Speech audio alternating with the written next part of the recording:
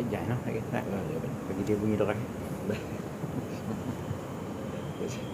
Tak on gitu. Betul.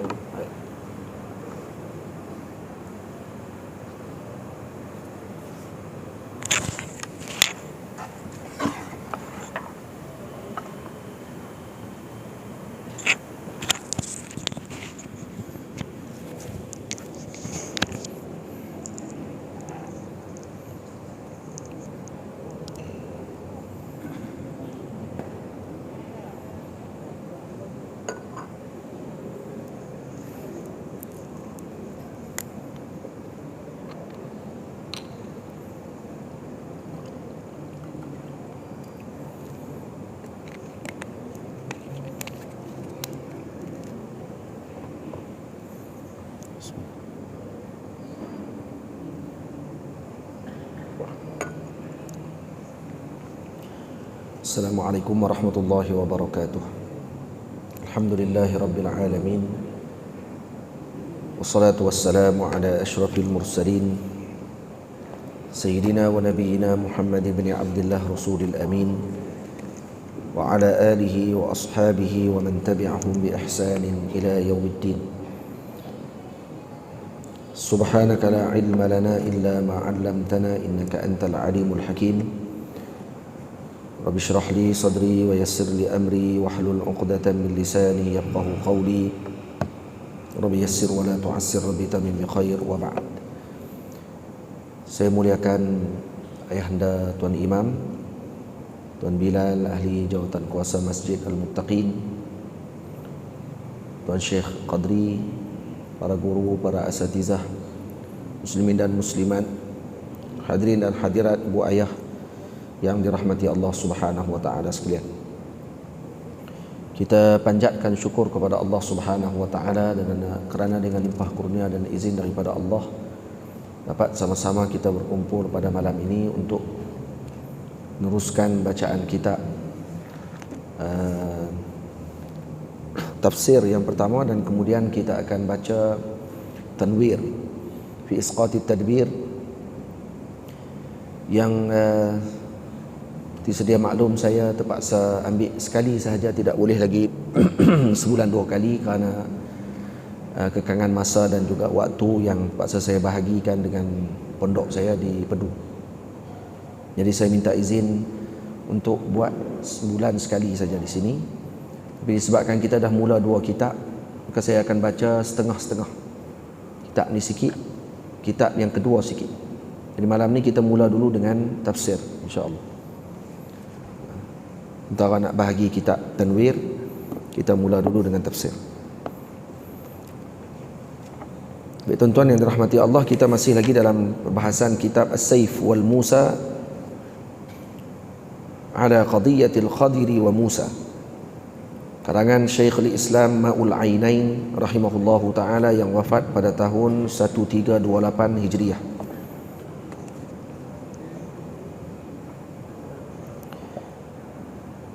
Sebelum kita dah baca sampai pada perkataan au amdiya huquba. Au amdiya min madha fil amri bima'na nafadha wa amdahu anfadhahu. Amdiya huquba maknanya apa? Berjalan dengan tempoh masa yang panjang.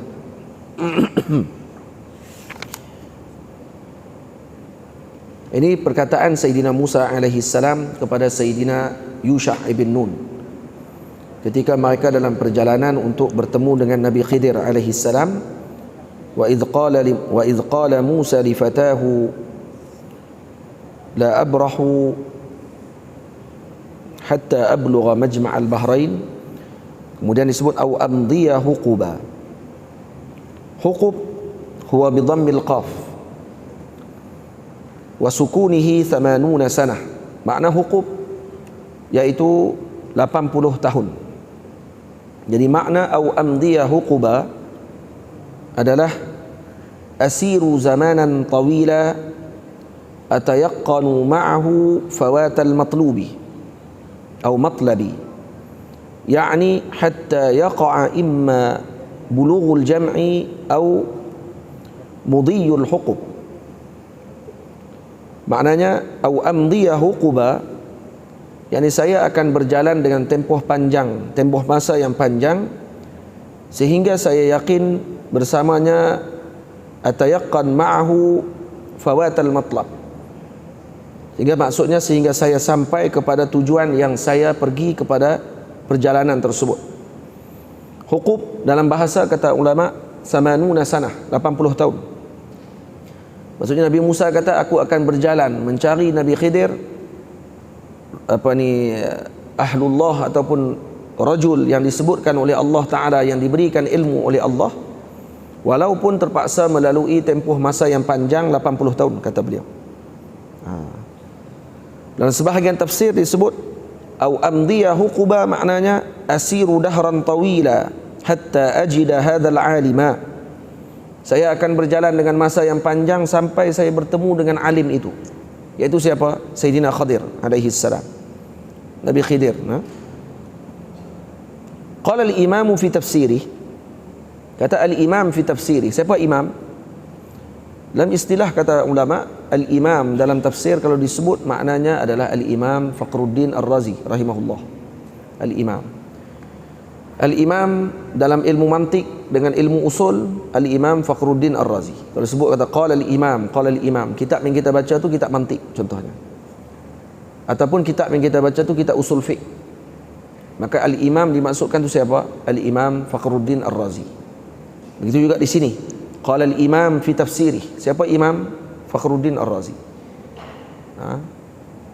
Syekhul Islam Al-Ustaz Fakhruddin Ar-Razi rahimahullahu ta'ala. Kalau al-imam dalam fiqh, siapa pula? Al-imam dalam fiqh Al-Imamul Haramain Al-Juwaini rahimahullahu ta'ala. Jadi jangan mencampur. Buka kitab fiqh Syafi'i, baca tengok ulama mazhab Syafi'i sebut qala al-imam. Siapa imam ni? Imam Haramain. Kalau buka kitab mantik, kitab ilmu logik dan juga kitab usul fiqh, sebut qala al-imam Fakhruddin Ar-Razi. Di sini qala al-imam fi tafsirih, imam apa ni? Imam Fakhruddin Ar-Razi. Apa kata Imam Fakhruddin Ar-Razi pada tafsirkan ayat ini? Hada ikhbarun min Musa بأنه وطن نفسه على تحمل التعب الشديد والعناء العظيم في السفر لأجل طلب العلم. Jadi ini adalah khabar daripada Nabi Musa, au amdiya huquba, kata dia saya akan berjalan dengan tempoh masa panjang. Berapa huqub? 80 tahun sebahagian ulama kata. Yaitu beliau meletakkan dirinya untuk menanggung kepenatan yang sungguh dan juga kesusahan yang berat ketika menuntut ilmu dan musafir untuk menuntut ilmu agama Allah Ta'ala. Jadi di sini sebagai isyarat daripada Nabi Musa alaihi salam bahawa menuntut ilmu tidak boleh mudah, susah dan panjang masa dia. Hatta kalau perlu melalui dengan tempoh masa yang panjang, letih, penat. Dan ini adalah sya'nul ilm, kerana ilmu ni benda berat. Sebab tu tak boleh kalau nak ambil ilmu dengan rasa senang saja. Ada orang bila dapat ilmu yang susah sikit, dia pening, dia tak mau main dah. Dengar yang susah-susah sikit, dia kata payahlah, kami nak senang-senang. Dia tak pernah cabar otak dia untuk nak terima benda yang payah sikit. Jadi otak dia tak pernah diasah untuk dapat benda yang susah. Tak pernah hafal, tak pernah nak murajaah, mengulang balik pengajian, tak pernah cuba untuk nak muzakarah, bincang balik dengan rakan sepengajian, dengan pengajian dia. Nak senang je. Maksudnya hadir, dengar, balik, habis. Macam tu kebanyakan daripada orang zaman sekarang. Tapi ala kulli hal bagus. Pokoknya jadi mustami'. Kerana Nabi sebut dalam hadis, kun aliman au muta'alliman au mustami'an au muhibban wala takun qamisa fatahlik. Jadilah alim, tak jadi alim jadi muta'allim, penuntut ilmu. Tak jadi muta'allim penuntut ilmu, mustami'. Jadi mustami'. Ikun mustami'an. Maksudnya jadi pendengar kepada ilmu. Cukup dengar pun tak apa dah. Kalau tak boleh jadi yang tu, kun muhibban. Jadi orang yang kasih dengan kelompok tadi. Dia tak boleh nak main, tapi dia kasih. Kalau majlis ilmu ada, dia seronok. dia suka, tapi dia tak boleh nak sampai ke tempat tersebut kerana ada kesibukan, kerana ada urusan, kerana ada pelbagai halangan, contoh sakit dan sebagainya. Duduk di rumah tak boleh nak mai, tapi berniat muhib, tapi dia akan dapat pahala seperti mana yang hadir ke majlis tersebut. Kalau dia niat, kalau dia sihat, dia hadir, dapat pahala sekali, pahala ke majlis tersebut walau dia tidak hadir. Nampak? Jadi setiap hari kalau kata kita tak mai majlis ilmu, kena niat dalam hati kita, kalau adalah majlis ilmu, kalau aku tidak ada halangan, saya akan cuba sampai ke tempat tersebut. Dapat pahala dah niat tu pun. Rugilah kalau tak niat. Sebab niat tak kena bayar pun. Niat tak kena bayar, duit minyak nak kena pi. Niat saja dapat pahala dah. Wala takun qamisa, jangan jadi yang kelima, fatahlik, jangan jadi kelima. Kelima ni siapa dia? Nabi tak sebut. Nampak tak? Nabi tak kata wala takun mubghidha, jangan jadi orang yang membenci, tak. Nabi kata wala takun qamisa, jangan jadi yang kelima. Kenapa Nabi tak sebut? Liqubhi hadha sya'n, kerana buruknya perbuatan tersebut, maka Nabi tak sebut. Nampak tak? Dalil buruk benda tadi yang kelima ni, Nabi tak sebut sifat dia. Nabi kata jangan jadi yang kelima saja. Kelima ni siapa dia ya Rasulullah? Yang tidak masuk dalam 4 tadi. Alim pun tidak, muta'allim pun tidak, mustami' pun tidak, muhib pun tidak. Jadi yang kelima siapa? Allahu a'lam. Nah, kita faham daripada hadis tersebut apa dia? Yang benci dengan 5 tadi, 4 tadi. Fatahlik, maka kata Nabi, bukan setakat Nabi tak sebut, Nabi sebut pula dia punya akibat dia akan hancur, kata Nabi sallallahu alaihi wasallam. Nampak tak? Jadi ilmu ni susah. Ilmu ni kena tuntut. Ilmu ni kena musafir. Ilmu ni kena ta'ab, penat. Nah kalau senang saja kena ilmu, boleh. Dan kemudian kata Syekh, wa dzalika tanbihun ala anna al-muta'allima law sara min al-mashriqi ila al-maghribi li talabi mas'alatin wahidatin lahaqqa lahu dzalik. Intaha. Kata Imam Fakhruddin Ar-Razi, ini tanbih, peringatan, ala anna al-muta'allima, bahawa penuntut ilmu itu kalau dia bergerak berjalan daripada timur menuju ke barat hanya untuk talab mas'alatin wahidah, menuntut satu masalah saja dalam ilmu untuk dia faham, lahaqqa ala lahu dzalik, maka hak bagi dia kepada perkara tersebut. Maksudnya perlu dia pergi satu masalah saja, saya nak pergi ke barat hanya semata-mata nak ambil ilmu tersebut, tak padan kot, tak padan, kata Al-Imam Fakhruddin Ar-Razi. Kerana apa? Kerana mahal. Kerana Nabi Musa AS sebut, au amdiyahu Quba, kalau saya terpaksa berjalan 80 tahun pun untuk bertemu dengan alim ini, ahli ini, orang yang diberikan oleh Allah ilmu yang tidak ada pada aku, maka aku akan pergi, kata Al-Imam, kata Sayyidina Musa AS. Sebab tu ilmu ini tidak ada pengecualian. Sebab tu kata Sayyidina Al-Imam Abdul Wahab Sya'rani, ukhidha alaina al-ahdul 'am min Rasulillah sallallahu alaihi wasallam, telah diambil perjanjian kita dengan Rasulullah pada alam roh dengan baginda Nabi, dan telah disebut oleh Nabi dalam hadis Nabi yang banyak, agar kita sentiasa menuntut ilmu, walau kunna aliman atau wala kunna minal ulama, walaupun kita di kalangan ulama, hatta kita alim besar sekalipun, kena ada hari juga untuk tuntut ilmu, kena pergi. Kalau alim pun kena ada waktu untuk tuntut ilmu, bagaimana dengan yang tidak alim? Maka lebih lagi utama. Sebab tu kata Al-Imam Abdul Wahab Sya'rani, kata beliau, saya pernah bertemu dengan seorang lelaki, yang lelaki ini bila saya tanya kepada dia, kenapa kamu tak pergi ke majlis ilmu, ada alim yang datang ke tempat ini, kata dia, lelaki tadi jawab, alhamdulillah, Allah Ta'ala dah bagi dekat aku ilmu yang mencukupkan aku daripada pergi ke alim yang lain.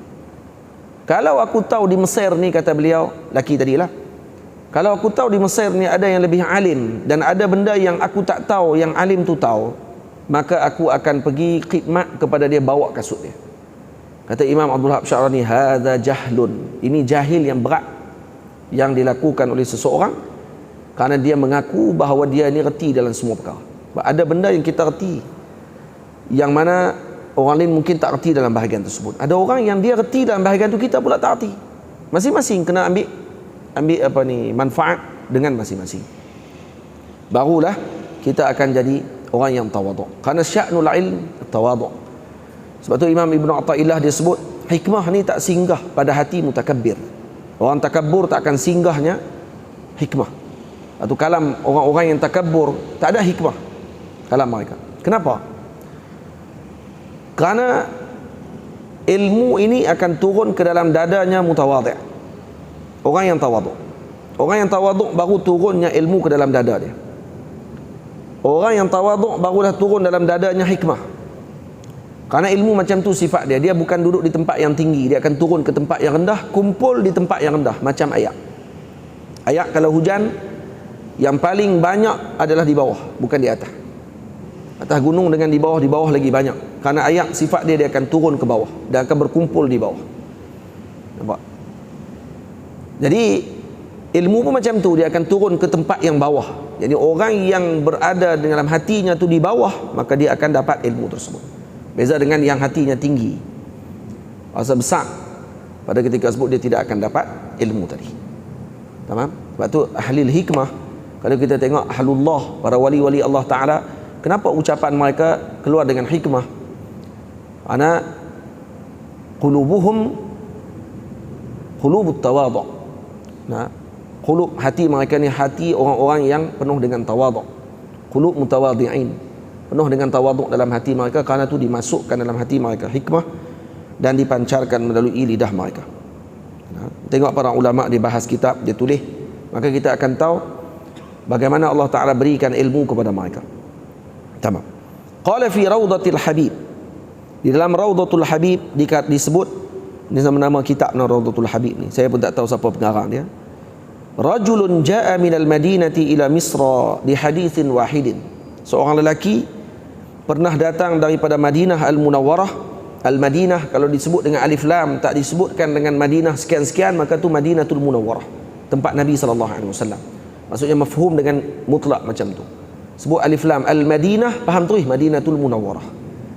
Macam tu kalau disebut Al-Hasan, sebab tu dalam bahasa Arab kalau kita mengaji kitab ni, dia ada benda-benda tertentu kalau dia tak sebut belakang nama siapa, kita dah tahu dah. Contoh Al-Hasan, qala Al-Hasan. Siapa Al-Hasan ni? Hasanul Basri. Kalau Hasan bin Ali, cucu Nabi Sayyidina Al-Hasan, maka akan sebut qala Sayyiduna Al-Hasan bin Ali. Kena sebut Hasan bin Ali di belakang, kena ada bin. Tapi Hasanul Basri tak perlu sebut bin. Qala Al-Hasan, Al-Hasan tadi tahu dah siapa dia? Imam Hasanul Basri. Ini kaedah dalam pengajian kita kalau kita baca kitab Arab lah. Dia ada beberapa benda yang ulama-ulama dijadikan ni sebagai maklum al-ghalabah. Maksudnya maklum, kalau bertulis dalam kitab mereka dah tahu dah. Orang yang mengaji dia baca, dia tahu dah siapa dia. Nah, siapa dia yang dimaksudkan dengan tulisan tadi. Contoh dalam hadis kalau kita baca qala Abdullah. Siapa Abdullah? Sahabat Nabi ramai nama Abdullah. Abdullah bin Abbas ke, Abdullah bin Umar ke, Abdullah bin Zubair ke? Abdullah mana ni? Dan Abdullah bin Mas'ud. Kalau sebut qala Abdullah, ini Abdullah bin Mas'ud. Kecuali sebahagian dalam Sahih Bukhari yang digunakan oleh Imam Bukhari dengan maksud Sayyidina Abdullah bin Abbas, melihat kepada sebelum tu disebut siapa. Tapi kalau kebanyakan yang datang setelah Imam Bukhari, kalau disebut qala Abdullah, yang dipaham di situ adalah Abdullah bin Mas'ud radhiyallahu anhu. Ini orang panggil apa, teknik untuk baca. Dan kalau kita baca, kita tak perlu lagi nak letih, nak pergi buka kitab-kitab lain, nak kena pergi cari. Kerana apa? Kerana itu telah menjadi bacaan para alim ulama begitu. Dan ini tidak akan dapat melainkan dengan talaqi. Tidak akan dapat melainkan dengan duduk depan guru. Guru yang akan sebut. Kerana al-ilmu mawrus. Ilmu ni warisan. Diwariskan hatta dengan cara baca sekalipun diwaris. Diwaris daripada guru turun kepada murid, murid turun kepada murid dia pula. Ini jadi guru, dia turun pula bawah sampai kepada generasi yang sekarang. Lepas tu kata al-Imam di sini, kata waliza lam yu'addu ahadun kamilan illa lam yu'adda, no? Maaf. Waliza lam yu'adda ahadun kamila illa ba'da rihlatihi. Lepas tu tidak dikira seorang tersebut sempurna dengan ilmunya melainkan setelah dia bermusafir. Nah, musafir dulu. Wala wasala maqsadahu illa ba'da hijratih, dan tidak sampai kepada tujuannya melainkan setelah hijrahnya. Waktu Nabi diberikan pembukaan oleh Allah Ta'ala setelah hijrah. Setelah hijrah Nabi SAW ke Madinah Al-Munawwarah, diberikan pembukaan yang besar kepada Sayyidina Rasul SAW. Maka kita kalau nak dapat pembukaan, kena hijrah, kena pergi keluar, pergi menuntut ilmu maksudnya. Wa qalu kullu man lam yakun lahu ustazun yasiluhu bisilsilatil ittiba' wa yakshifu an qalbihi al-qina' wa huwa fi hadha asy-sya'ni laqitun la aban lahu du'iya la nasaba lah. Intaha. Dalam Rawdatul Habib sebut, dan mereka para ulama kata, sesiapa yang tidak ada guru, man lam yakun lahu ustazun tidak ada guru, yasiluhu bisilsilatil ittiba', yang tidak menyambung dia dengan silsilah al-ittiba', sambungan ilmunya, bersambung maksudnya dengan sanad. Wa yakshif an qalbihi al-qina', dan membuka daripada hatinya murid tersebut al-qina', penutup daripada hati tadi, daripada jahil, maksudnya diangkat daripada murid tersebut. Maksudnya kalau tidak ada guru yang bersambung dengan silsilah sanad dia tadi dengan Nabi SAW, dan juga tidak mampu untuk membuka kejahilan bagi hati muridnya, wa huwa fi hadha sya'ni laqitun, maka orang yang tidak ada guru ni siapa? Laqitun, seperti budak temuan.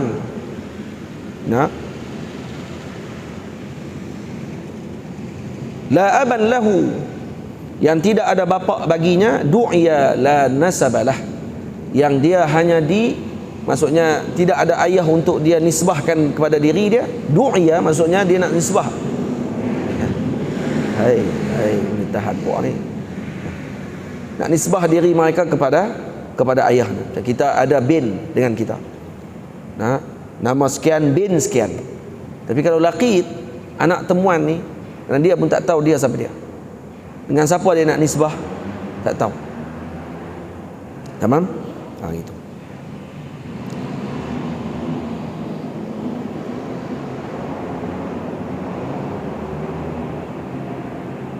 Duk main kat ni ke? Tak apa. La nasaba lahu, intaha. La nasaba lahu, intaha. Jadi tidak ada nasab bagi anak muda dah, daripada laqit tersebut, daripada yang anak temuan tadi. Sebab tu kalau orang tidak ada guru, mereka tidak ada nasab. Sebab tu Al-Imam An-Nawawi rahimahullah kata apa? Bila disebut nama guru-guru beliau, maka dia kata, hadza abuna fil ilm, ini adalah bapa kami dalam ilmu. Ini bapa kami dalam ilmu. Tentu sekali sambung dengan para guru tadi, maka disebut bahawa ini adalah bapa-bapa kami. Sebab tu para guru dihormati oleh para murid mereka seperti mereka memuliakan bapa mereka sendiri, seperti mereka memuliakan ibu mereka sendiri. Itu ada para ulama sufi mengatakan, dan para ulama mengatakan, bukan ulama sufi sahaja, mengatakan bahawa bapa ini adalah abu ruh, bapa adalah guru adalah bapa ruh kepada murid tersebut. Manakala bapa dia yang sebenarnya itu adalah abul jasad, bapa jasad sahaja kepada diri dia. Dan di antara dua kedudukan ini khilaf di kalangan ulama. Sebagian ulama kata bapa jasad dengan bapa ruh, mana yang lebih? Sebagian kata bapa ruh lebih daripada bapa jasad. Karena bapa jasad hanya mengeluarkan kita daripada alam rahim ke alam dunia. Manakala bapa dalam ilmu, iaitu bapa ruh kita ni, guru kita, membawa kita daripada alam dunia ke alam akhirat. Maka dia lebih utama daripada bapaknya dari segi nasab. Sebahagian lagi ulama kata seperti Al-Imam Maulana Maulana Tanwi rahimahullahu ta'ala dalam kitab beliau tentang adab, tetap dia kata bapa jasad lebih didahulukan daripada bapa ruh. Khilaf di kalangan ulama dalam masalah tersebut, dengan berkelahi lah itu ya.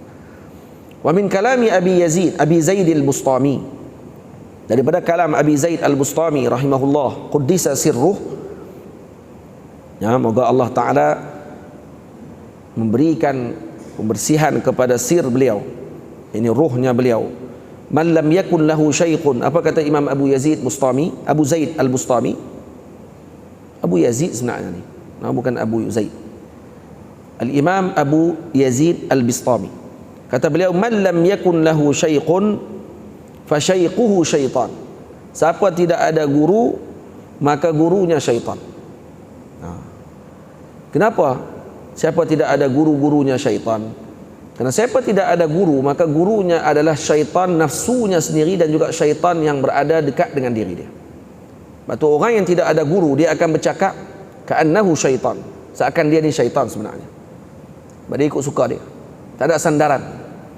Nah, seperti mana syaitan juga tidak ada nasab. Nah, begitu jugalah dengan orang yang tidak berguru ni. Syaitan tak ada nasab, tuan-tuan. Dalam sebahagian kitab para ulama Syafi'iyah sebut, iblis waktu dikeluarkan daripada syurga, apa yang dia buat? Dia meliwat diri dia sendiri. Dia ada dua kemaluan. Kemaluan jantan ada, kemaluan betina pun ada, dan dia masukkan kemaluan jantan ke dalam kemaluan betina, hak yang ada pada diri dia sendiri. Maka keluar syaitan, asyayatin, anak-anak iblis keluar pada ketika tersebut. Yang ini disebut dalam sebahagian kitab para ulama Syafi'iyah. Dia keluar anak-anak syaitan ni asal daripada apa? Daripada liwat. Dan dia adalah makhluk pertama yang melakukan liwat. Liwat kepada diri dia sendiri, masuk dalam lubang dubur dia sendiri. Kemudian melakukan perbuatan terkutuk tersebut sehingga keluar anak-anak syaitan. Tak ada nasab. Syaitan tidak ada nasab. Sebab tu ada orang marah bila kita sebut, kata ada ulama sufi mengatakan, Imam Abu Yazid Al-Bustami kata, man lam yakun lahu syaikhun fa syaikhuhu syaitan. Dia kata, tengok, ini kalam sufi nak mengelakkan daripada muridnya keluar daripada tarbiyah dia pergi ke orang lain, maka dia pun sebut macam tu. Dah, tu bukan maksud dia. Bukan dia nak pegang pun anak murid dia, nak suruh jangan lari daripada dia, tidak. Nak suruh berguru, tu saja. Bukan syarat mesti dengan dia. Guru ni ada banyak martabat dia. Ada guru dipanggil guru barakah, ada dipanggil guru mursyid. Guru barakah, guru yang kita ambil ilmu dengannya, tapi kita tidak ambil tarbiyah dengan dia. Dia ajar kita, diberi kepada kita ilmu, diberi kepada kita sanad, ijazah dan sebagainya. Kita mengaji dengan dia, kita ambil berkat dengan dia, kita hormat dia seperti mana guru mursyid kita. Tapi pada arahan tidak sama. Arahan yang dia akan turut adalah pada guru mursyidnya. Karena guru mursyid pada murid adalah seperti tukang mandi mayat memandikan mayat. Guru mursyid kepada muridnya adalah misal seperti tukang mandi mayat kepada si mayat, si mati.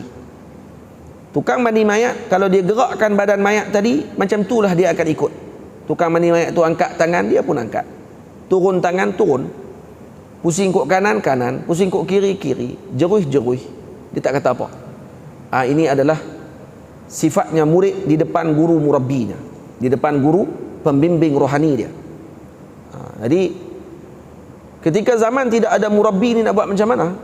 Zaman kalau faqdil murabbi, tak ada murabbi contohnya, kita duk cari guru murabbi, tak ada. Yang guru meraba ada. Bukan murabba ya, meraba. Raba duit anak-anak dia, anak-anak murid dia, nak ambil benda yang tak kena, hanya kepentingan dunia pada ketika tersebut. Tapi pakai itu pakai macam pakaian syekh murabbi. Jadi hanya pada pakaian, tidak pada zahir dan batin, tidak pada batinnya, dengan tarbiyah kepada muridnya tersebut untuk sampai kepada Allah. Seperti para guru yang terdahulu. Al-Imam Abdul Wahab Sya'rani, guru murabbinya Sayyidi Ali Qawas rahimahullahu ta'ala. Para guru tidak ada seorang pun yang keluar melainkan mereka ini ada guru murabbinya masing-masing. Maulana Syekh Ahmad Mamduh, guru murabbinya, guru saya Syekh Ahmad Mamduh adalah guru murabbinya Maulana Syekh Ali Jum'ah. Syekh Ali Jum'ah mufti Mesir, guru murabbinya pada satu ketika dulu adalah Maulana Syekh Ahmad Mursi rahimahullahu ta'ala. Maulana Syekh Ahmad Mursi, guru murabbinya adalah Syekh Amin Baghdadi. Ini semua silsilah para awliya Allah subhanahu wa ta'ala yang mereka ini membimbing para murid mereka sehingga menjadi pemuka umat. Tak ramai pun anak murid, tapi jadi. Anak murid tak ramai. Syekh Amin Baghdadi, anak murid dia waktu dia datang daripada Baghdad ke Mesir, dia tarikat Naqsyabandi. Dia ada anak murid 10 orang. Dan 10 orang tadi semua jadi wali. 10 orang tadi semua jadi wali. Dan Syekh Ahmad Mursi, anak murid dia tak ramai. Dan antara muridnya yang seorang tadi siapa dia? Syekh Ali Jumaah hafizahullah. Jadi siapa? Jadi Syekh Ali Jumaah.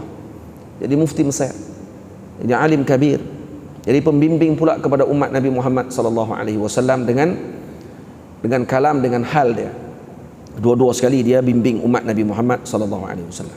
Jadi para guru macam tu. Maulana Syekh Yusri hafizahullah guru kami. Guru murabbinya adalah Maulana Syekh Abdullah Siddiq Al-Ghumari. Jadi Syekh Abdullah Siddiq Al-Ghumari, guru murabbinya adalah ayahnya Sidi Muhammad Al-Ghumari, bersambung sampailah kepada Nabi kita Muhammad sallallahu alaihi wasallam. Semua ada. Para sahabat Nabi, siapa guru murabbi mereka? Rasulullah sallallahu alaihi wasallam. Nah, dan para sahabat ada murid mereka masing-masing yang mereka tarbiyah. Sayyidina Atha Ibn Abi Rabah, gurunya adalah Sayyidina Abdullah bin Abbas. Nah, Sayyidina Tawus, murid kepada Al-Imam Ibnu Abbas. Nah, lagi siapa lagi? Sa'id ibn Musayyib pun gurunya Sayyidina Abdullah bin Abbas, dan juga para sahabat yang agung yang lain. Bukan setakat tu aja, dengan Sayyidina Umar, Sayyidina Abu Bakar radhiyallahu taala anhu, dan kibar para sahabat Nabi ridwanullah alaihim ajma'in. Nampak tak? Tidak ada satu silsilah dalam pengajian ini tidak ada guru. Tiba-tiba zaman sekarang boleh ada orang mengaku kata dia ni guru tapi tidak ada guru. Ajaib. Ya, dia boleh pergi mengaku dia tok guru tapi dia tak ada guru yang dia mengaji sebelum tu. Macam mana kamu boleh sampaikan sedang kamu tidak berguru? Berguru bukan hanya hadir dalam majlis. Berguru perlu dengan suhbah, perlu dengan berteman dengan guru tersebut. Lepas tu Al-Imam Syafi'i kata apa? Akhilan tanalal ilma illa bisittatin sa'umbika an tafsiliha bibayani. Wahai saudaraku, kata Imam Syafi'i, aku nak cerita kepada kamu bahawa ilmu ni tidak akan kamu dapatkan melainkan dengan 6 perkara. Saya akan terang kepada kamu dengan tafsir, kata Imam Syafi'i. Sa'umbika an tafsiliha bibayani. Apa dia? Zakain wa hirsin wa ijtihadin wa bulghatin. Lagi apa dia? Wa suhbatil ustadhi wa turi zamani. 6. Yang pertama zakat, cerdik. Yang kedua hirs, tamak dengan ilmu, nak sungguh-sungguh. Cerdik saja tak mau, tak ini juga. Ada orang cerdik tapi tak mau. Cerdik sungguh ni. Kalau bagi dia mengapai ni, tak sampai berapa minit, tak sampai berapa saat, tengok macam betul stik. Ada orang yang macam tu tapi tak mau. Buat macam mana? Suruh pi, paksa pi tahu mana pun tak mau. Nah. Jadi buat macam mana? Tak boleh. Zakat, hirs. Yang ketiga ijtihad, sungguh-sungguh. Yang keempat, bulghah, ada kemampuan keuangan, nah, dan juga ada sokongan daripada keluarga untuk dia pergi dalam menuntut ilmu agama Allah Ta'ala. Kena ada yang tu. Nah, mak ayah jangan bimbang dengan ilmu ni, jangan bimbang. Ada orang kadang dia bimbang dengan dunia ni lebih daripada apa yang dia bimbang sepatutnya dengan perkara yang telah dijamin oleh Allah Ta'ala. Anak nak mengaji, bimbang. Dia boleh hidup tapi dia bimbang anak dia tak boleh hidup kalau mengaji. Dia tak mengaji mana pun tapi dia boleh hidup sampai lah. Tapi dia bimbang kalau anak dia mengaji tak tahu nak makan apa. Ish. Anjing tak mengaji pun makan. Kucing tak mengaji pun boleh makan. Allah Ta'ala dah tetap dah rezeki dia. Tiba-tiba orang mengaji agama Allah Ta'ala tak diyakini dengan perkara tersebut. Ajaib. Ha? Ajaib. Zaman lah ni memang ajaib betul. Bukan zaman lah je, daripada zaman dulu lagi macam tu. Dia takut anak dia kalau mengaji tak boleh buat apa. Dekat jadi tok lebay. Kalau duduk di pondok, maknanya pondok ni tempat duduk sajalah kot no. Ini satu lagi fahaman yang berat, yang buruk sangka kepada apa ni, para guru dan juga tulabul ilm ni. Ini berat tuan-tuan yang dirahmati Allah. Duk anggap pondok ni yang pertama di Malaysia ni pondok tempat transit. Yang tu yang pertama. Pondok ni tempat transitnya, bukan tempat nak didik. Pondok tempat transit. Anak dia tak dapat pergi mana, pergi hantar pondok. Anak dia tak apa nak cerdik mana, hantar pondok. Anak buah di kampung, hantar pondok. Macam tu. Mentaliti dia macam tu. Anak saya ni, you mana tak dapat saya, jadi sedang pergi hantar pondok ustaz, boleh tak? Oh gitu no? Lepas tu kalau dapat universiti, dapat universiti tak pergi lah pondok. Masuk universiti kemah lagi. Gitu. Dia punya susunan dia macam tu dah dalam otak orang sekarang. Beza dengan di Indonesia, beza dengan Fatani. Jadi sebab apa jadi macam tu? Sebab kita semalam saya pergi ke pondok Tok Guru Haji Saleh, Madrasah Rahmaniyah, jumpa dengan Syekh Muslim, sembang-sembang. Dia kata, kenapa Ustaz jadi macam tu? Kenapa dia kata? Karena kita ni, kalau dia kata perhati balik negeri-negeri yang ada di dalam dunia ni, negeri mana yang orang ni mengaji? Cuba tengok balik. Mesir, banyak ada tempat pengajian? Banyak. Syria, ya sebelum berlaku perang ni, sekarang pun dah mula pengajian di Syria. Tempat-tempat pengajian dah mula buka dah, dan kemudian guru-guru dah mengajak dah di Syria. Tempat-tempat tertentu saja yang berlaku perang tu. Di Dimash dah mula pengajian, mengaji. Di mana lagi? Hadramut di Yaman mengaji. Di Fatani mengaji. Di Indonesia tempat pengajian macam cendawan, tumbuh bahujan. Kenapa dia kata dia? Di Dubai ada tempat pengajian tak? Di Dubai ada tempat pengajian. Di Kuwait ada tempat pengajian. Kenapa tak ada? Kerana maju, kerana kaya, kerana duit jenuh. Tempat yang saya sebut tadi, tempat mengaji tadi, semua tempat negara miskin. Malaysia nak ke Dubai. Malaysia nak jadi negara macam Dubai. Malaysia nak jadi macam negara Kuwait. Malaysia ke arah negara maju. Akhirnya jadi apa? Yang jadi mundur pendidikan. Bila maju pada material, pendidikan akan jadi mundur. Tak boleh duduk sekali, tuan-tuan ni. Tak boleh duduk sekali. Akhirnya pondok pun nak diarus perdanakan. Masuk dengan apa? Dibuang silibus pondok, dimasukkan silibus arus perdana. Untuk apa? Untuk bagi jadi boleh hidup dengan arus perdana. Akhirnya tak mengaji, Nahwu tak mengaji. Nahwu pun mengaji kitab yang ikut silibus. Ini semua silibus, ni pun silibus, ni pun silibus. Ini muqarrar, yang ni malghi kalau mengaji di Mesir lah, kalau di universiti. Yang ni silibus, yang ni tak silibus. Ni tak penting. Padahal satu kitab tu patutnya dibaca berdawai sampai habis. Tak. Ni saja yang patutnya dibaca, yang ni tak payah baca pun tak apa, makruh faqat. Tidak muhim, yang ni kaza la khali. Bawa balik kampung, baca yang muqarrar. Yang tidak makruh tak baca, begitu. Karena apa? Karena nak diarus perdanakan. Akhirnya rosak habis semua. Atau ke pondok pun nak masuk macam tu sekali. Dan dia ingat di pondok ni tempat untuk main-main kot. Main macam tu. Kita nak buat macam mana? Dah ada sebahagian pondok yang macam tu.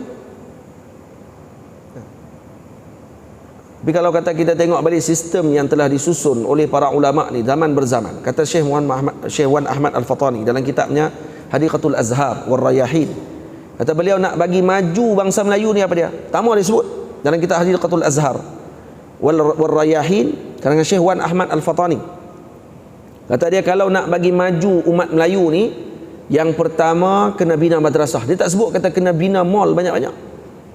Yang pertama kena bina madrasah, kata beliau. Baik, siapa yang kena bina madrasah tersebut?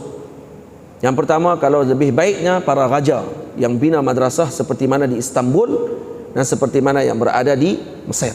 Dia tengok di Istanbul dengan Mesir, dia kata ini saya ambil tajribah, pengalaman daripada ahli Istanbul dan ahli Mesir. Dicerita pula kepada dalam kitab dia tadi, dia tuang dalam kitab dia. Moga orang Melayu baca. Kena baca kitab tu Jawi. Hadiqatul Azhar wal Rayahin, saya akan baca kitab tu di pondok saya nanti insya-Allah untuk belajar. Sebab anak-anak murid saya ni dah besar-besar dah, umur 18 tahun ke atas. Sampai umur 25, jadi ada 11 orang baru ni dah terima dah insya-Allah. Bulan 16 hari bulan ni akan mula pengajian insya-Allah. Saya ambil 11 orang saja. Saya nak ambil 10, tapi terlajak seorang kerana kesungguhan yang ditunjukkan oleh yang ke sebelah tu. Jadi saya terima jugalah yang ke sebelah tu. Untuk doa lah, moga-moga 11 orang ni duduk 4 tahun di Zawiyah Nasiriyah ni jadi sungguhlah insya-Allah. Dia pun tak boleh balik. 4 tahun tak boleh balik, macam saya sebut sebelum ni, handset tak ada. Jadi apa ni, kena duduk sungguh-sungguhlah situ. Kerja dia mengaji saja. Dari pagi sampai ke malam. Selama 4 tahun. Dan tujuan tak ada handset tu kerana tidak mau terlibat sangat dengan dunia luar ni banyak. Kerana ada handset ni, dia nak masyhur cepat pun boleh juga dengan handset. Baru mengaji 2-3 baris baru Kerja nak update dah status Facebook. Nak tulis ni, hari ni manfaat apa dia dapat. Lepas tu orang pun tanya soalan. Boleh nak tanya. Lepas tu orang panggil ustaz pula. Oh, baru masuk pondok 2 hari panggil ustaz dah. Syok. Macam pergi Mesir. Pergi Mesir turun kapal terbang. Semalam panggil nama. Turun kapal terbang jadi ustaz tu. Turun kapal terbang di airport Mesir tu. Sampai-sampai je orang sambut. Selamat datang pada ustaz-ustaz. Ustaz-ustaz. Jadi ustaz dah. Jadi sama dah dia dengan ustaz dia kat sekolah dulu.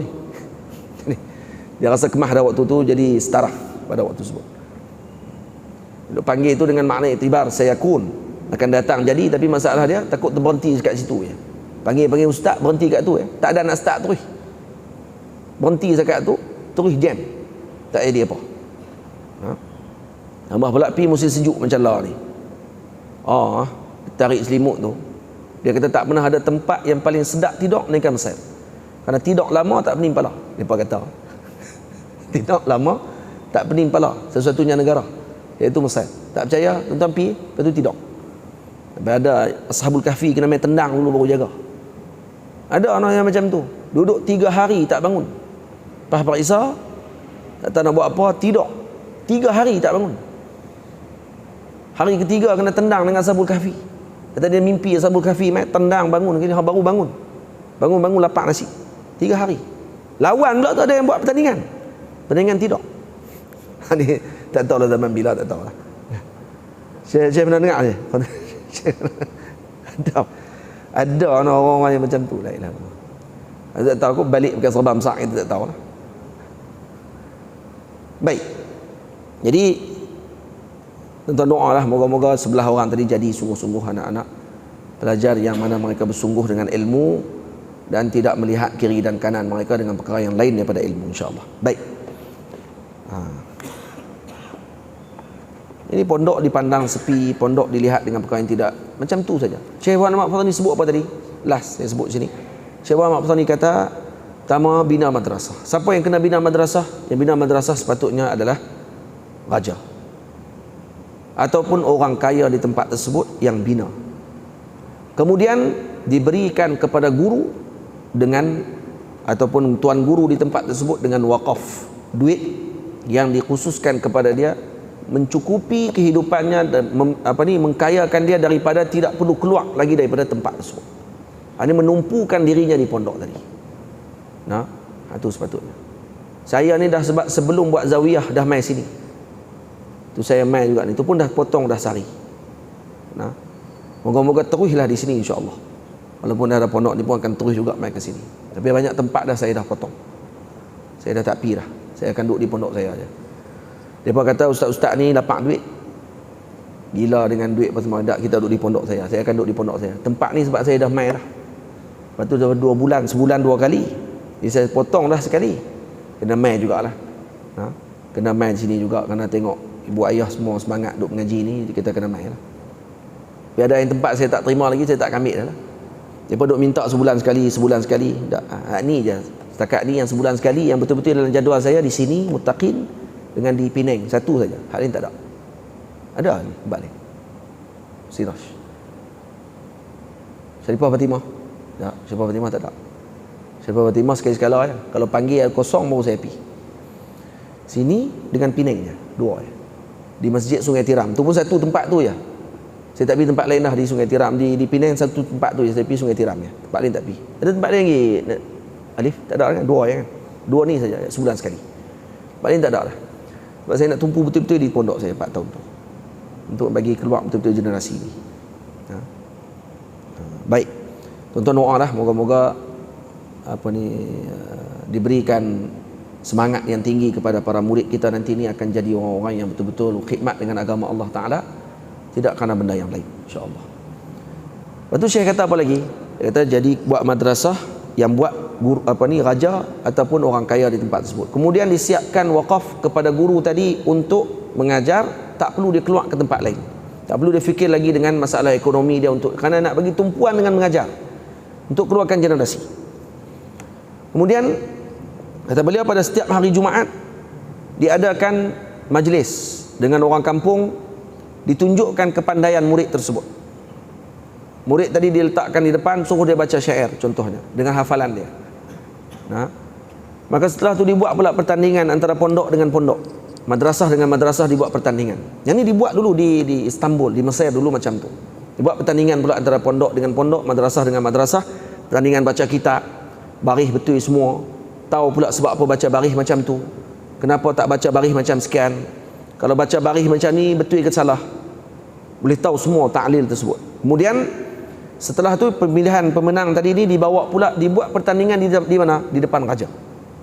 Dibuat pertandingan di depan sultan pada ketika tersebut untuk diperlihatkan kepada sultan ini adalah generasi-generasi yang nanti akan meneruskan legasi ilmu di negeri tersebut. Ini rancangan dan juga cadangan beliau tadi ni boleh tahan juga. Dan dia kata jangan mengaji ilmu agama saja di tempat pondok tadi. Dia ajarkan sekali dengan apa? Dengan ilmu sejarah. Kena mengaji sejarah. Sejarah umat Melayu ni kena mengaji, kena tahu. Kena mengaji sejarah para ulama, kena tahu. Baru dia ada jati diri dia. Kalau tidak, tak tahu apa. Yang kedua, kena mengaji bahasa Melayu. Bahasa Melayu kena mengaji. Kena bagi tahu bahasa Melayu macam mana. Macam mana nak bercakap dengan orang tua, macam mana nak tulis surat kepada orang tua, macam mana nak tulis. Dan sekarang tak ada surat dah. Ada email. Email pun macam mana nak bahasakan diri kita dengan orang yang lebih tinggi pangkat daripada kita. Diajarkan dalam seni bersurat. Macam mana nak tulis. Qad, diajarkan qad untuk mencantikkan tulisan, kerana ini salah satu daripada ilmu Arabiah. Dan kemudian ni yang lain sikit, kata beliau, diajarkan muzik kepada murid. Muzik macam mana maksudnya? Diberi faham pada mereka dengan seni, not, faham dengan seni itu macam mana, baru jiwa dia tadi akan jadi lembut, halus, tidak akan buta dengan seni. Macam tu. Bukan diajak main gitar dah, tak hidup main gitar kat pondok pula. Bukan macam tu. Maksud dia, sebab murid yang boleh tahu not ni kadang-kadang otak dia memang laju, dia cepat untuk tangkap. Sampai macam tu. Jadi maksudnya dia ni orang yang dah taqaddum dalam masalah tersebut, walaupun sebahagian orang mungkin tak setuju dengan pandangan tadi, tapi taqaddum beliau dalam masalah dan juga pandangan tadi ni boleh tahan juga, hebat. Ini Imam Syekh Wan Ahmad Al-Fatani rahimahullahu ta'ala.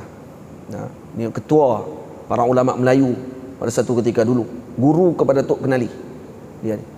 Dalam kitab Hadiqatul Al-Azhar wal Rayahin, kena baca kitab tersebut, kita akan tengok faedah dia yang besar. Yang dia bagi perhatian apa dia? Yang pertama, bina madrasah dulu kepada umat. Tapi siapa yang nak bina madrasah tadi? Kepada yang berkeahlian, yang sepatutnya, yang diberikan mandat oleh gurunya untuk membuka tempat tersebut. Sebab tu kalau kata zaman dulu, raja-raja, ada jamaah ulama yang mereka ni ketika dia buat madrasah tersebut, dia yang sediakan wakaf, dia yang pilih ulama mana yang akan memimpin tempat tersebut. Seperti madrasah Darul Hadis Al-Ashrafiyah zaman dulu, yang pimpin dia Al-Imam Ibnu Salah, Syekhul Muhaddithin pada zaman tersebut. Kemudian pula diganti oleh para ulama setelahnya, antaranya Al-Imam Nasiruddin Ibni Allahumma salli ala sayyidina Muhammad, Nasiruddin Ad-Dimashqi radhiyallahu anhu, jadi Syekh Darul Hadis Al-Ashrafiyah. Kemudian siapa dia lagi? Al-Imam An-Nawawi rahimahullah, memimpin Darul Hadis Al-Ashrafiyah. Maka orang calang-calang dipilih. So nak dapat tempat syekh di tempat tersebut, maknanya dia kena betul kuasai ilmu dan juga memahami tentang tanggungjawab dia ketika mana memberikan pengajaran di tempat tersebut. Ini penting lah. Itu kata Imam Abu Yazid Bustami, man lam yakun lahu syaiqun fa syaiquhu syaitan. InsyaAllah bulan depan kita akan sambung. Qala fi ta'wilatin najmiyah fil ayati isyaratun. Ini kita sambung pada minggu hadapan insyaAllah, bulan depan insyaAllah ta'ala. Dan kita sambung sikit kitab Tanwir Al-Qulub sikit, 15 minit sampai pukul 9 saya berhenti, 10 minit lagi lebih kurang. Faslun, qala al-musannifu rahimahullahu ta'ala wa nafa'ana bi'ulumihi wa ulumi masyayikhina fid daraini amin amin ya rabbal alamin. Muka surat 3 ada kitab, no? Faslun, pada menyatakan firman Tuhan, yaitu fala wa rabbika la yu'minuna hatta yuhakkimuka fima shajara bainahum thumma la yajidu fi anfusihim harajan mimma qadaita wa yusallimu taslima. Dan firman Tuhan yaitu wa rabbuka yakhluqu ma yasha'u wa yakhtar ma kana lahumul khiyaratu subhanallahi wa ta'ala amma yusyrikun.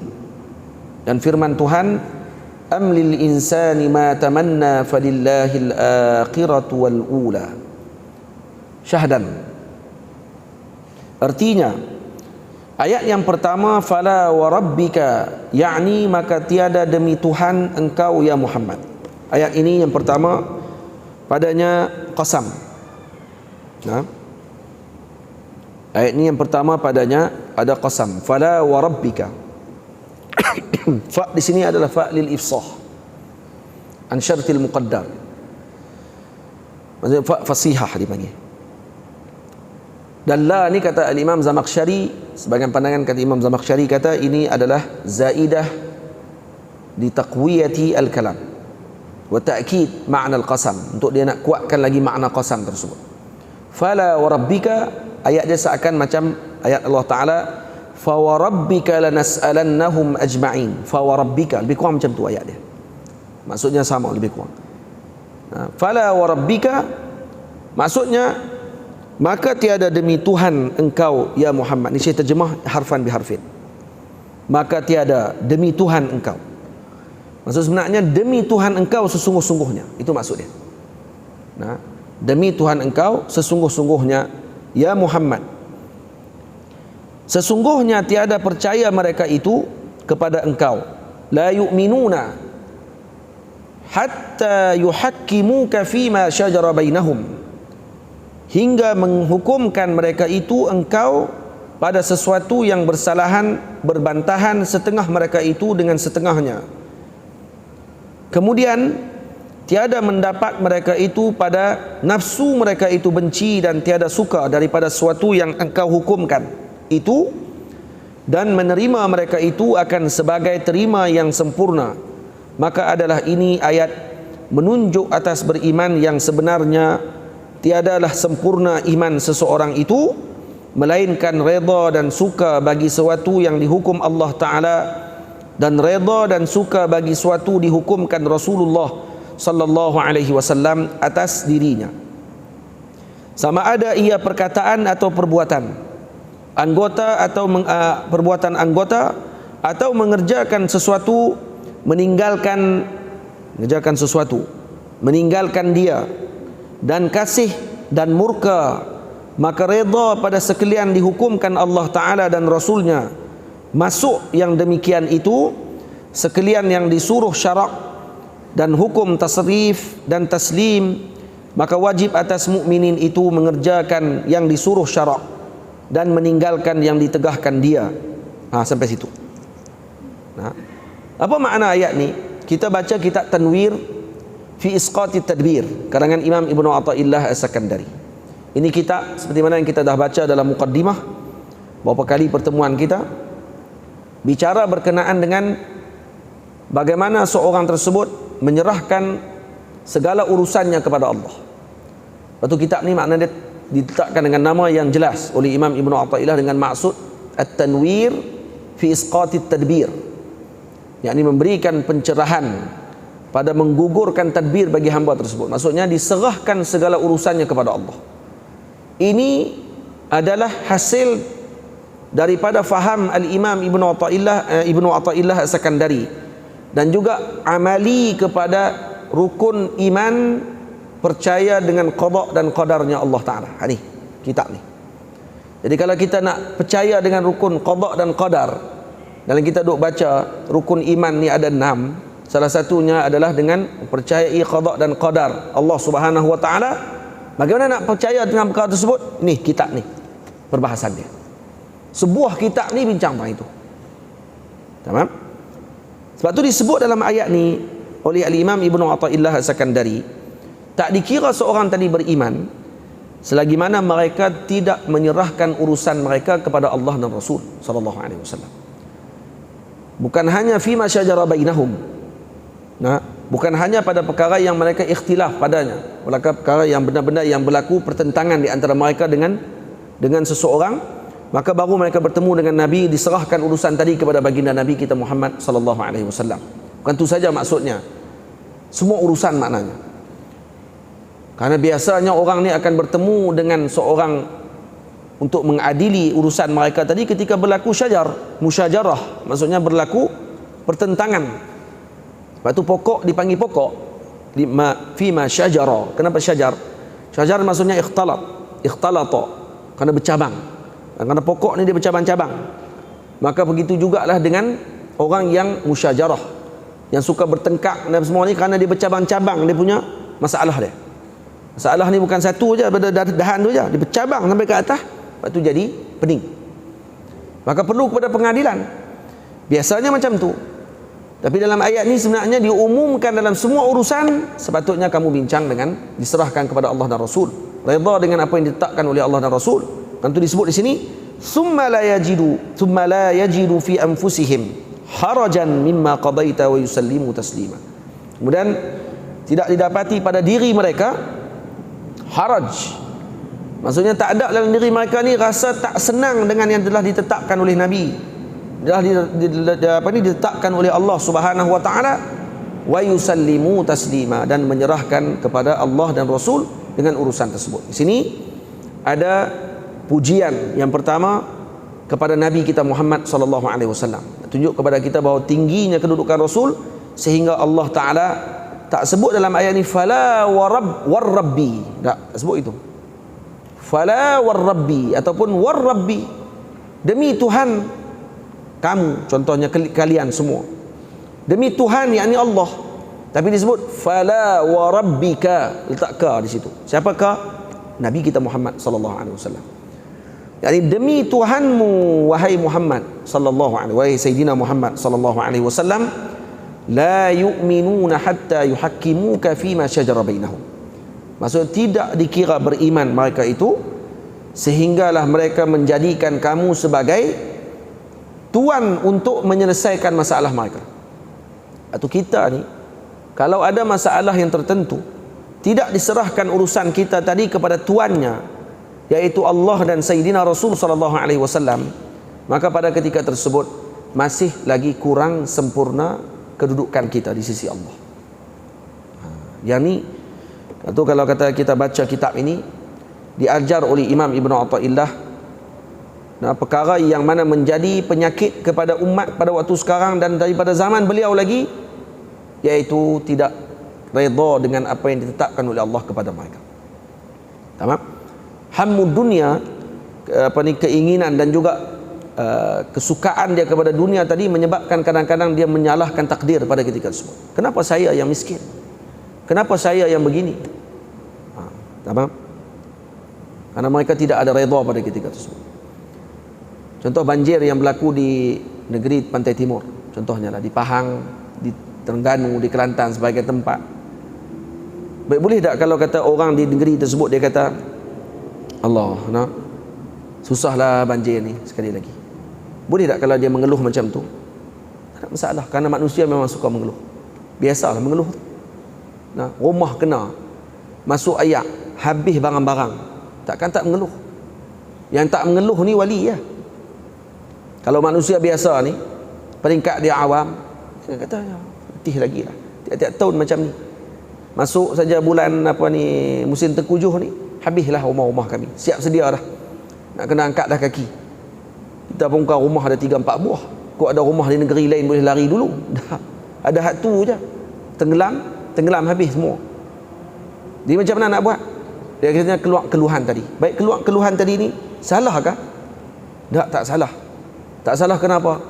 Karena sifat manusia ni kalau dia mengeluh, letih. Boleh. Karena itu sifat kita manusia. Yang tak boleh kalau kita kata, kenapa yang Allah Ta'ala bagi banjir kot kita je? Dia sandak ke Allah Ta'ala. Itu tak boleh. Beza no? Di antara dia mengeluh dengan perkara yang dia dapatkan pada ketika tersebut, dengan menyalahkan takdir pada ketika tersebut. Dia kata dah takdir Allah Ta'ala macam ni, nak buat macam mana? Tapi itulah nak kena fikir juga, tapi itu ada belakang tu. Boleh tak? Dah biasa, manusia biasa macam tu. Kerana segi syariah tak masalah kalau dia nak mengeluh tadi tidak mengeluarkan daripada iman. Yang salah ketika mana dia menyalahkan takdir tersebut. Baik, dalam kitab ni diajar macam mana seorang tadi menyerahkan segala urusannya terus kepada Allah. Hatta kalau kena apa pun, Allah yang mentadbir perkara tersebut, dia lebih tahu daripada saya yang melakukan perkara tersebut. Ibu kalau tarik anak dia yang duk main tepi jalan, dan orang bila tengok ada lori lalu, si ibu tadi nak selamatkan anak tadi, pergi tarik tangan anak dia, dan kadang-kadang terpaksa jentak tangan dia sampai patah bau. Kadang-kadang kerana dia nak selamatkan anak dia daripada dilanggak dengan lori, berbaik dah patah bau saja, dia tarik anak tadi, ataupun dia tolak anak tersebut jauh daripada bahaya tadi, menyebabkan anak tadi terluka pada bahagian yang tertentu. Baik, kita nak kata apa kat ibu tadi? Ibu yang zalim? Orang yang melihat ibu tadi menolak tanpa melihat bahaya yang datang, dia akan kata ibu ni zalim. Tapi orang yang melihat kepada bahaya tu lebih berat daripada ditolak tadi ni, maka dia akan kata ibu ni adalah ibu yang rahim, sifat rahmat pada ketika tersebut. Kalau ibu macam tu, Allah Ta'ala lebih lagi daripada tu. Kadang Allah Ta'ala beri kepada hamba tadi dengan sakit untuk diberikan keselamatan pada benda yang lebih berat dan besar lagi selepas tu. Tapi yang hamba tengok pada hak depan tu saja, dia tak tengok yang di sebaliknya. Dia tengok yang patah bau, dia tak tengok yang lori nak langgak hancur badan. Bahan ini contoh saya bagi untuk bagi sampai mudah faham, bil misal yattadihul maqal, untuk kita faham macam mana tasarruf buatan dan juga amalan amalnya ataupun perbuatannya Allah Ta'ala kepada hamba ni adalah semuanya dengan bil maslahah. Tidak ada satu pun perkara disebutkan oleh Al-Imam Syafi'i radhiyallahu ta'ala anhu melainkan untuk maslahah kepada hamba tersebut. Syafi'i kata tidak ada perbuatan yang dilakukan oleh Allah dan taklif yang diberikan oleh Allah kepada hamba ni melainkan dengan maslahah.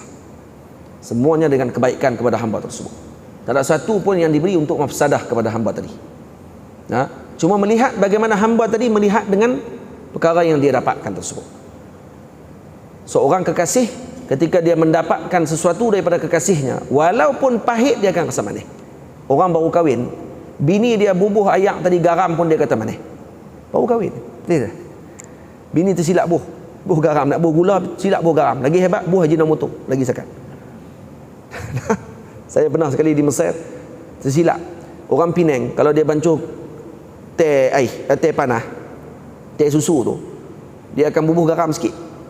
Orang Penang tak tahu lah, kalau orang Melayu kita sini pun buat macam tu kan, dia akan bubuh garam sikit, nak bagi ada kata dia ada kick sikit kata dia. Jadi saya pun dah tengok kawan saya ni, ada abang saya ni, waktu tu dia duk buat, dia buat tu dia kata, saya tak sedap juga. Dia jadi macam lemak-lemak sikit, bubuh garam sikit je, jangan bubuh banyak sangat, bubuh sikit je. Jadi saya pun nak try lah buat. Sekali tu buatlah teh elok lah, buh dengan susu comel elok, ambil lah dekat dapur tu, buh kacau, rasa tak masin. Pelik tak masin. Satu jak ni bubuh dekat satu camca kecil garam, bubuh tak masin, buh lagi 2 camca, kacau tak masin juga, buh 3, hai pelik tak masin ni, buh 4, jadilah tu kata tak masin satgi ikut masin. Pah tu duduk dalam 5 minit, buh kat mulut, jam terus melekat kat mulut ni, rupanya Ajinomoto. Saya silap tengok bekas Ajinomoto, pibuh Ajinomoto rupanya dia lambat nak naik, dia punya lemak tu lebih teruk. Memang jam terus. Siapa pun tak nak tuang terus satu jak. Siapa pun tak nak makan. Kenapa lekat kat ni? Kok celah-celah gigi dia kata. Oh, teruk kata hang. Sampai Ajinomoto dengan garam pun tak pernah nak tahu ni. Bukan tak tahu, tak cam. Sebab ambil macam tu je. Buh. Dia ingat macam mamak Penang. Okey, buh cuk. Kenalah sedah tu. Faham tak? Apa yang tiba-tiba masuk kat tu? Jangan boleh pergi ke garam tadi. Orang kahwin ni semua manis, semua sedap. Kenapa? Kerana yang buat ni adalah kekasih dia, orang yang dia cintai.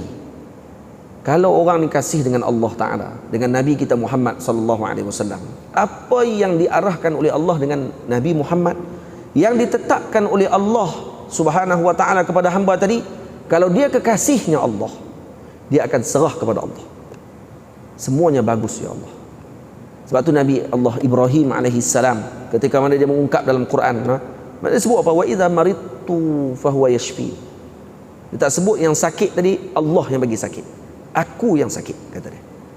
Dia panggil adab dia dengan Allah Ta'ala sampai takbir kalam dia dengan Allah pun dia akan ubah ayat tadi bagi jadi ayat kekasih kepada kekasih. Sakit tak tala kepada Allah. Dia tak kata kan ayat tu macam mana ayat dia mula. Saya apa? Alif. Apa ayat tu? Ayat dia kan sampai perkataan bila dia yang bagi makan, apa ni, yut'imuni wa yasqin. Lepas tu sampai tahu fa idza maridtu fa huwa yashfi. Tak makan dia serah ke Allah Taala. Makan, yang bagi makan aku Allah, yang bagi minum aku Allah. Tapi tak sakit, dan bila aku sakit Allah yang menyembuhkan. Bukan sakit pun Allah bagi kah? Ya Allah bagi, tapi dia sandar kepada diri dia yang sakit. Bukan Allah yang bagi sakit. Kenapa? Karena yang tak elok sandar kepada diri, yang elok sandar kepada Allah. Ini adab al-muhib kepada habibnya. Macam tu kita dengan tadbir kita dengan alam ini, macam yang dapat kepada kita yang baik. Mungkin permulaan kita akan jadi terkejut. Waktu mula-mula kena terkejut kita, dan kadang terkeluar perkataan yang waktu tu nak tengok kita ni siapa. Waktu kena balak, kena ujian, mula keluar daripada mulut kita tu, itulah kita. Sebab tu orang yang as-sabru inda sadmatil ula ini diberi pahala yang berlipat ganda kepada mereka. Dapat berita yang buruk kepada kita, berita sedih kepada kita. As-sabru inda sadmatil ula, waktu sadmah ula, dapat berita yang pertama tu, sadmah dia apa dia? Langgaran yang pertama tu. Macam dia terlanggak ke kita, kena ke jantung kita ni. Dapat berita kata orang yang kita kasih meninggal contohnya. Apa perasaan kita waktu tu? Kalau kita ni sabar pada ketika sebut, kita sebut inna lillahi wa inna ilaihi raji'un. Semua yang ada milik Allah Ta'ala, Allah lah berhak untuk ambil balik milik dia. Kalau waktu yang keluar. Tapi kalau keluar mula-mula, kenapa dia? Jiran tu sakit lama dah, kenapa tak ambil itu dulu? Kenapa ambil yang saya punya ni dulu? Yang ni lebih sihat elok aja, kenapa ambil dia? Kenapa tak ambil yang orang lain lagi yang sakit? Kona kok tu pula dah. Marah dengan Allah Ta'ala pada ketika tersebut. Ataupun mula-mula Allah juga sebut tak apa lagi lah. Ada yang tak sebut Allah tu awak yang macam tu. Kenapa macam tu? Kenapa macam tu? Tapi orang yang as-sabru inda sadmatil ula, waktu mula-mula dapat berita tadi, dia sabar, tenang, redha dengan perkara tersebut. Maka pada ketika tu, ini adalah orang yang diberikan keberkatan oleh Allah. Tapi jangan sama dengan kisah kewafatan Nabi SAW. Ada orang kata, begitu Sayyidina Umar pun waktu tu pun nak pancung orang. Tu macam mana? Dia nak jawab apa? Takkan Sayyidina Umar tak tahu hadis tu? Kita lagi tahu pada dia? Tak. Karena tidak ada pada Arab Nabi sebelumnya. Maka mereka tidak pernah tahu macam mana Nabi ini dimuamalahkan dia dengan Allah. Sebab tu khilaf lagi waktu tu. Betul ke Nabi wafat? Kan Nabi cuma dibawa oleh Allah ke Tursina dalam keadaan jasad Nabi masih di sini, tapi dibawa oleh Allah. Nanti akan balik semula. Karena semua ijtihad pada waktu tersebut. Siapa yang tahu waktu tu? Yang tahu adalah Siddiqul Akbar, sahibu Rasulullah. Sayyidina Abu Bakar sahaja yang menjadi penentu dan juga pemutus kalam pada ketika tersebut. Waktu tak ada orang yang boleh selesai melainkan beliau. Hatta Sayyidina Ali pun tidak mampu selesaikan pada ketika tersebut. Sayyidina Abu Bakar yang datang, dia yang maklum. Tibta hayyan wa mayyita ya Rasulullah. Kamu ini baik ketika comel, segak, hidup dan wafatmu ya Rasulullah. Maka Sayyidina Abu Bakar orang pertama yang waktu ketika Sayyidina Salim datang kepada beliau, apa yang mula-mula dapat berita? Sayyidina Salim menangis betul-betul. Nabi Sayyidina Abu Bakar tengok kat Sayyidina Salim, kata, Rasulullah wafat? Kata dia, ya Rasulullah dah wafat. Wahai sahibu Rasulullah, pergilah, kita akan berjalan sekali sampai ke sana. Sayyidina Abu Bakar dah faham dah waktu tersebut. Dengar saja ayat pertama, dia tahu dah yang Nabi bila baca ada seorang lelaki telah diberi pilih oleh Allah, sama ada nak zahratid dunia atau kembali kepada Allah Ta'ala, maka dia memilih Allah Ta'ala. Menangis Sayyidina Abu Bakar waktu tu. Dia tahu dah. Orang lain semua sonok lah, kerana yang dipilih oleh lelaki tadi Allah. Mantu yang sepatutnya seorang tu memilih Allah. Tak, dia faham itulah Rasulullah SAW. Nabi telah memilih Allah Subhanahu Wa Ta'ala daripada kita semua. Maka tu Nabi sebut Ar-Rafiqal A'la, Rafiqal A'la, teman yang tertinggi, teman yang tertinggi. InsyaAllah moga kita jadi orang-orang yang menyerahkan urusan kita kepada Allah. Nanti kita akan sambung balik bacaan ini. Ini sangat. Bulan depan kita mula kitab ni dulu, kitab tafsir pula yang kedua. Macam tu kita selang-selang jadi hadis panjang sikit, hadis pendek sikit, gitulah. Nak buat macam mana tuan-tuan? Waktu ada hak tu ya. InsyaAllah ada rezeki, peluang nanti kalau kita dipanjangkan rezeki dan umur kita, insya-Allah kalau kita sempat kita akan khatamkan kedua-dua kitab ni di sini insya-Allah. Ya, doalah. Wassalamualaikum warahmatullahi wabarakatuh. Qul qawli hadza astaghfirullahal azim li wa lakum. Assalamualaikum warahmatullahi wabarakatuh.